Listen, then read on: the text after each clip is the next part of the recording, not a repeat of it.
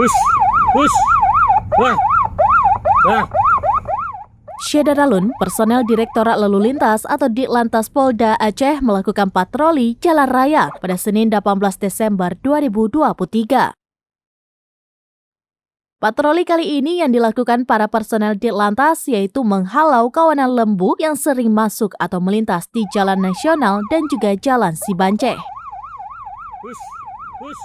Hal itu disampaikan oleh Dirlantas Polda Aceh Kombes Pol M. Iqbal Al-Kudusi. Ia mengatakan hari ini mereka akan melakukan patroli jalan tol PJR Ditlantas Polda Aceh dengan menghalau kawanan lembu yang sering menyeberang jalan tol dan jalan nasional lainnya. Iqbal mengimbau masyarakat untuk menjaga kawanan lembu agar tidak mengganggu jalan raya, baik jalan nasional dan juga jalan tol. Ia juga mengatakan mereka mengimbau agar warga menjaga ternak sapinya tidak menyeberang ke jalan nasional dan jalan tol karena berpotensi terjadinya kecelakaan lalu lintas. Dari Banda Aceh, Suberdani, Serambinews.com.